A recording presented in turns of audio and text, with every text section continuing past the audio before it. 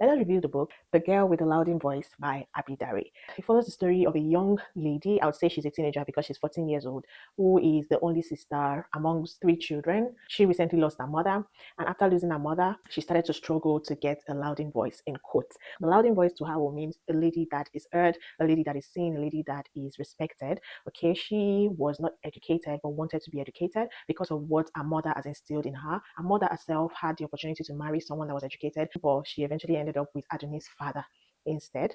And at some point, the person she was supposed to marry that is now abroad came looking for her, but she was already late. That's Adonis' mother. So Adonis' mother would always remind her that education was like the biggest legacy she could give herself. So she had that mindset.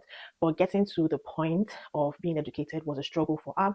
After Adonis lost her mother, she was left in the care of her father, and she had two other brothers in the house. But her father had another plan, which was to marry her off to another older man who is called Morufu. Morufu had two wives who had not given him male children, and he wanted to marry someone else that can or would be able to bear him a male child. And so, because of the money, the goods, the television, what have you, that Morufu was going to give the father in exchange for the hand in marriage of Adoni, the father was adamant and bent on giving her out to Morufu, even after her various pleas to allow her to go to school or to allow her to do something more meaningful with her life. Eventually, Adoni went to her husband's house. The first wife in the house was really mean to her, like a typical African polygamous family, of course. And then the second wife was much more lenient with her and very accommodating of her.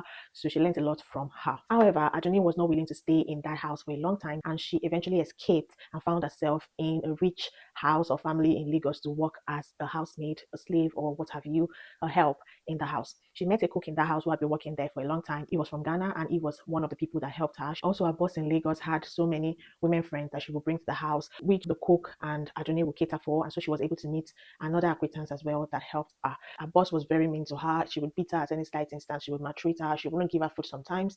And the husband of a boss almost raped her at some point. To wrap up, I would say that it was a really good read, such that the help that she got from the cook in the house and from one of our madam's acquaintance or friends that would usually come to the house for women's meeting made her to be able to apply for a scholarship. Because I do not want to give any spoiler, I'll leave you to read the book so that you can eventually find out whether she got a scholarship or whether she left her madam's house or how she was able to navigate all the twists and turns that life threw at her. I'll read this book a 4 or 5. It was actually filled with a lot of lessons, especially to teach us how resilience and hard work and determination and courage can take you to your place of achievement. This book was written in Pidgin English, which was my first major challenge. I struggled with the first few pages, but I began to balance when I continued to read because it was my first book I was going to be reading in Pidgin or broken English.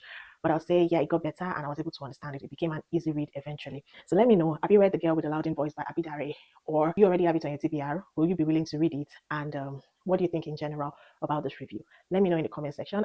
See you in my next video.